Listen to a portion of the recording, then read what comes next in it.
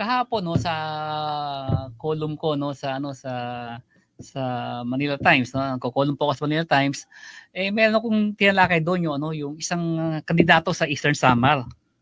Si gubernatorial candidate Rapi Acebias no. Kasi natawa ko rito inamin niya no, sabi niya nung panahon na daw na sa loob ng 9 na taon siya ay mayor. Hindi daw siya tumanggap ng SOP mula sa mga kontraktor. Alam natin SOP mga suhol yan no. Pero pag binibigyan daw siya, tinatanggap niya. Admission po ng corruption to. 'Di ba? Parang inaay mo na kasi bawal po 'yun, no? Tumanggap ka ng kahit ano sa po 'yan, nasa Anti-Graft and Corrupt Act, no? Kahit gaano kaliit o anong halaga man 'yan natanggap mong regalo. Bawal 'yun Kahit nga siguro kahit na bigyan ka ng chicharon yan, bawal yung kung tutuusin Kasi isa siya natlaki sa mga column ko no, yung ito yung sa Bureau of Customs. Nagkataka ko dito no kasi nung 20 may na-entrap no na isang nagangalang Shonti. Na siya raw ay collector ng commissioner ngayon ng customs si Commissioner Ben Rubio. Na si Commissioner Ben Rubio ay pinangalanan din ni dating senador Pampilo Lacson na isa sa mga kolektor ni dating Customs Commissioner Nicanor Faeldon. And then eto di-discuss tiyatalakay ngayon ng Kongreso ng Quadcom yung issue ng illegal yung war on illegal drugs ng dating administrasyon. Bakit sa tumigil no doon sa pag ng discuss ng pagtalakay sa issue ng customs ng panahon ni dating Commissioner Nick Faeldon. Ito kasi kung sasabing collector kung sasabi ni dating Senador Pampilo Lacson na collector dati ni Faeldon, etong si Commissioner Rubio, hanggang saan ang extent nito? No, ito ba ay pumapasok din sa sa mga papasok na illegal na droga dito? Kasi alam natin tandaan natin na si Commissioner Faeldon ay na-involved doon sa yung shabu smuggling. Yung sa conveyor. And then conveyor belt ba yun? O yung yung lifter. Na 5 billion o 7 billion. 6.4 billion. Ang halaga nun. So hanggang saan pa yung extent ng pagiging collector? O para din kasi andito para din malinis yung pangalan ni Commissioner Rubio kung di totoo yun na yung binibintang sa kanya ni dati Senador Lacson. Pero bukod nga kasi na-entrap ng NBI, may na-entrap ang NBI na sasabing siya raw ay collector ni Commissioner Commissioner Rubio. Pero hindi pa collector at that time, hindi pa siya commissioner. Siya Deputy commissioner. Deputy commissioner siya noon. Ngayon, ito si alias Shonti. Pero hindi po ito nailabas sa mga sa media. Nagkaroon po ito ng news blackout. Mayroon po tayong kopya ng bahagi ng affidavit. Nakakuha pa tayong kopya ng affidavit ni alias Shonti at video ng siya ay inimbestigahan ng NBI. Ano nangyari dito kay Shonti?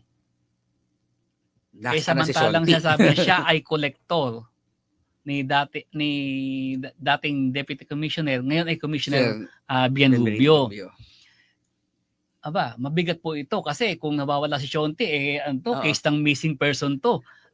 Baka dapat lalo imbestigahan to. Nakakaano rin na isang customs collector ka, customs official ka, 'di ba? Tapos mahuhulihan ng may i-implicate yung pangalan mo sa smuggling operation.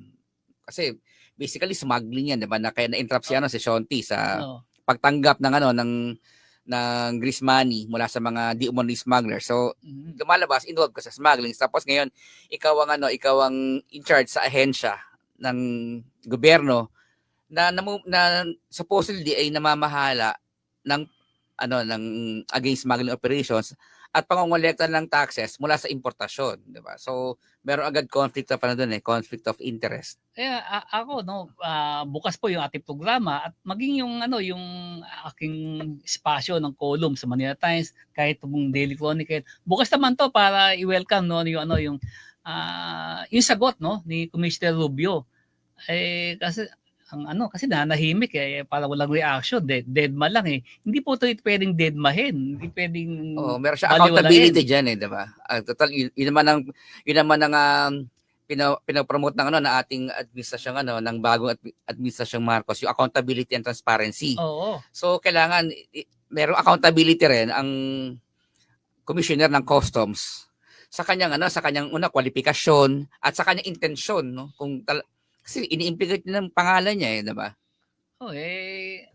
Welcome siyang sabi ko nga 'di ba, mas maganda nga tuloy investigasyon para naman malinis ni Commissioner Rubio yung kanyang pangalan kung hindi totoo yung mga binibintang sa kanya ni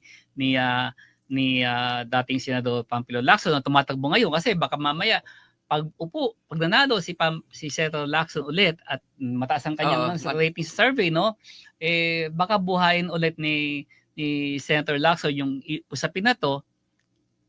Dapat ngayon pa lang sana maayos na. In the first place, yung smuggling sa Pilipinas, kitang-kita mong laganap Pagka meron kang nakikitang ukay-ukay, kapag meron kang nakikita mga fake na gamit, fake sapatos, kahit anong fake na paninda, ibig sabihin may smuggling. Kasi lahat yan ay kontrabando. Lahat yan ay illegal importation. Bawal po tayo mag-import ng ukay-ukay. Pero bakit nagkalat ng ukay-ukay sa buong Pilipinas? Hindi lang yan. Yung yung mga fake na mga sapatos, fake na damit, lahat yan ay smuggled dahil bawal yan.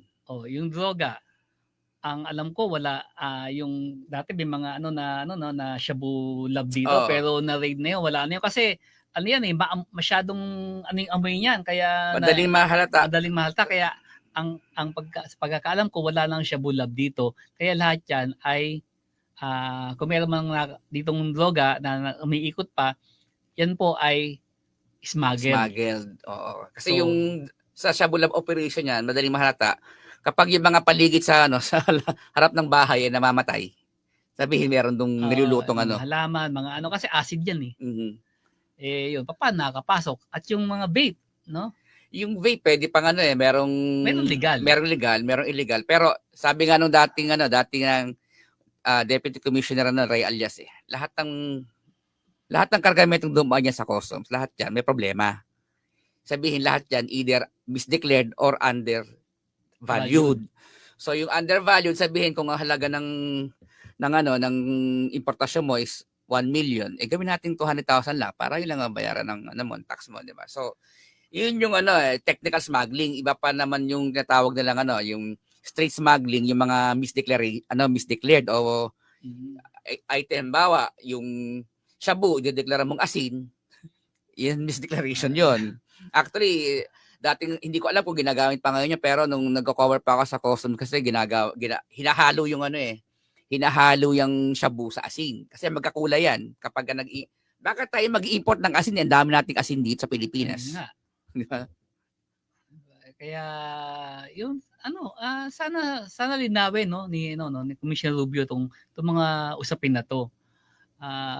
Ayun, bukas ang ating programa, bukas yung ating espasyo sa dyaryo. Oo, at usod pa tatalakay natin diyan yung paano ba nakakalusot yung yung smuggling diyan. Ang dami diyan yung kanilang tatawag na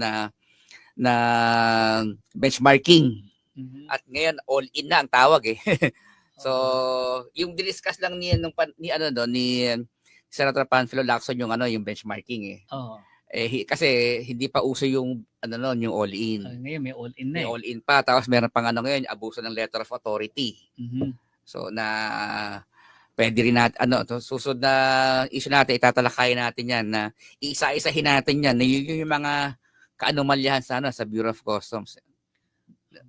Ayun, isa pa rin isa sa kabilang bakod naman ng customs, yung Bureau of Immigration. Sa aduana pa rin yan. Oo. Kasi ito nakuha ko yung audio mismo ng ng meeting, no, ongoing ang meeting ng Bids and Awards Committee ng Bureau of Immigration. May nag-provide sa akin, marami tayong source eh. Ang di-discuss doon yung procurement ng camera para sa airport, yung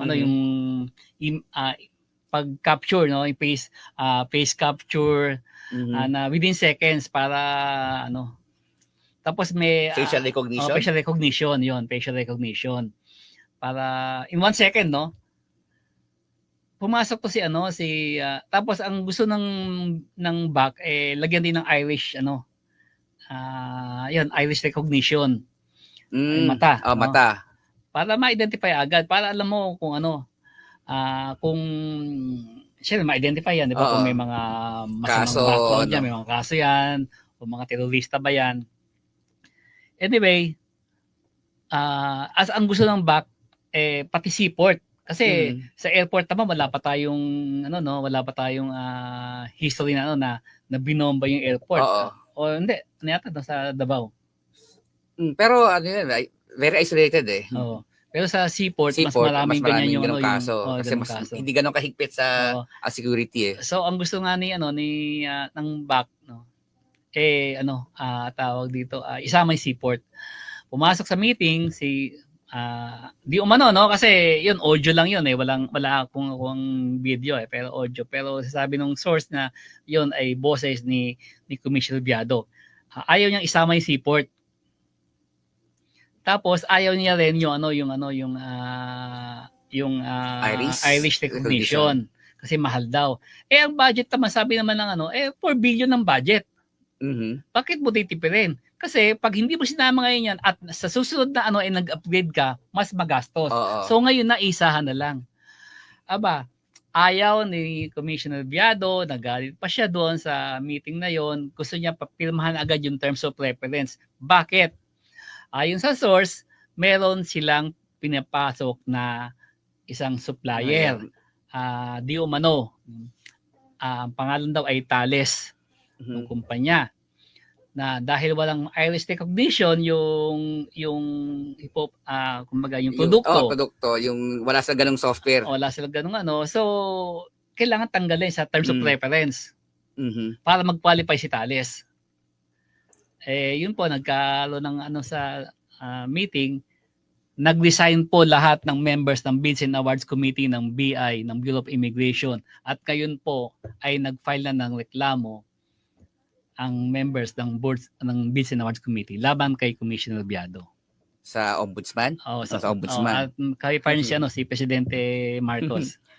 Ayan, di ba? Sabi natin, marami pong mga issue na pwede natin punahin sa administrasyon na to. Pero sana yung mga gaya ng bigas, wag naman yun, nakakatulong yun eh. Pero ito, sa customs, sa immigration, di ba? Malaya tayo na dyan. At susuportahan pa namin kayo kapag yun ay meron kayong mga dyan na pwedeng karagdagang informasyon. Sige po, ipasok niyo po para matalakay natin at maiwasan na itong mga ganitong issue. At saka kasi mas between facial recognition and iris recognition, mas